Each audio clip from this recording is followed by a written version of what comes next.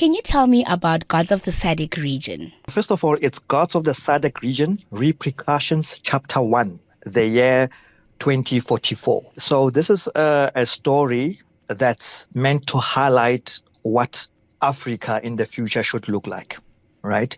But obviously, when you look at the Western, how they tell their stories in the future and they showcase the type of technology that they want us to see and like possibly today be living with, they show it through crime stories. Like it's easy to show the technology through crime stories than a love story. So this is similarly the same. Gods of the SADC, it's a crime story. It's an underworld type of story. So for example, if I just give you an highlight, so the story is written in 20 years' time on the ultra-modern African grounds. We are introduced to two rival families, or rather empires, the Adiemi and the Mwecha family, who are fighting to dominate the futuristic SADC.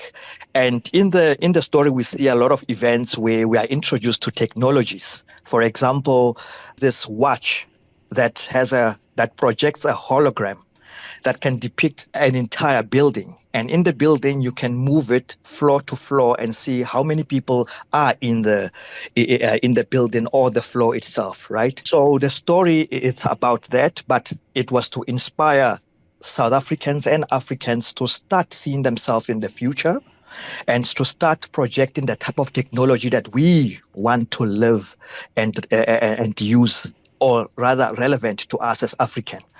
For example, if you look at the technologies that we see now, that we're using now today, it's what the Western are dreaming about. If you look at when Star Wars was made, like decades ago, we saw automatic opening doors, things flying around, and today it's our reality, right? And it's also because they could dream in the future. And we are still stuck up with writing about our past, our struggle heroes, racism issues. And I was just wanted to show that we can actually move forward and possibly think of ourselves in the future.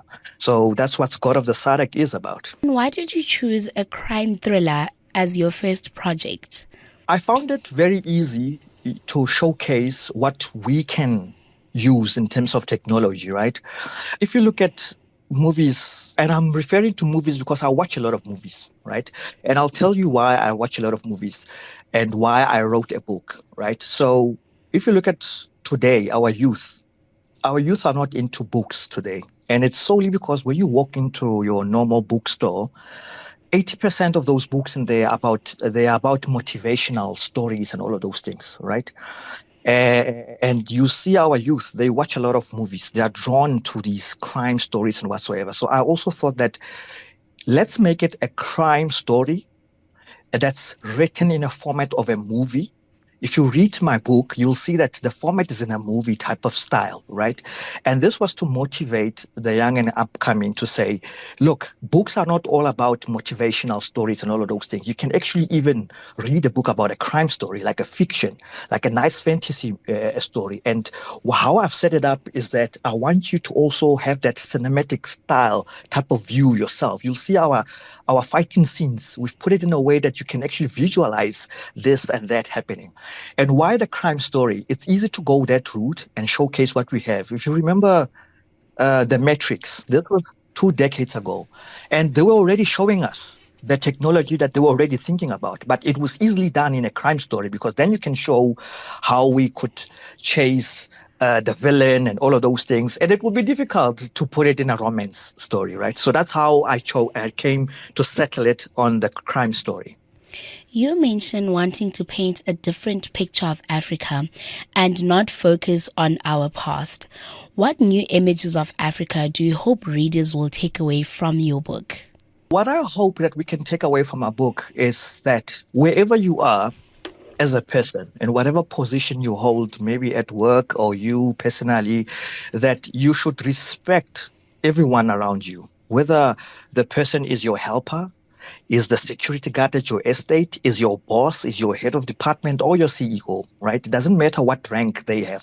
You should be able to respect them and acknowledge them the same. Why am I saying this? Is that in life, you never know who will come through for you, and we thinking that because my boss pays the bill, that I should respect him more. But no, man. Like your gardener could come through for you. You never know. So that's what I want Africans to take out of this whole story, that wherever you are, whatever you do, have respect for everyone. As a Bloemfontein-born author, right, how did your South African roots or the SADC region influence the themes and settings in the book? The SADC, so that was deliberately so, right? So I wanted to highlight on what else we have in the south of Africa, okay? When we talk about the south of Africa, we only talk about South Africa. We're forgetting that you've got Angola, you've got Namibia, you've got Madagascar, right? So Madagascar is one of the countries that I've really highlighted because those are forgotten countries, right?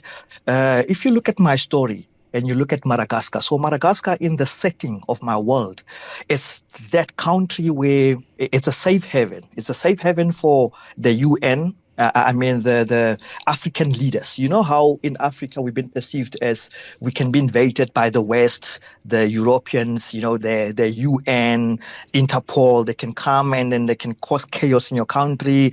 For example, you've got like Gaddafi, those type of things. So I then set up Madagascar as one of the safe havens that was created by the AU to protect our African leaders. So in Madagascar, no one has any jurisdiction to come and do anything there. When you think of Madagascar, look at it as Switzerland. Like nobody ever talks about Angola. Right? I'm educating you a lot about their capital cities in there, and also I've touched about other countries that are forgotten, like Zambia. And also I feel like when we talk positive things, we only talk South Africa. And when we talk about the others, it's all negative stuff. So if you look into my book, I try to touch on those small countries and try to bring up some positive out of them. Although it's through a crime story, but I'm giving you what's in there, what you will find in those countries.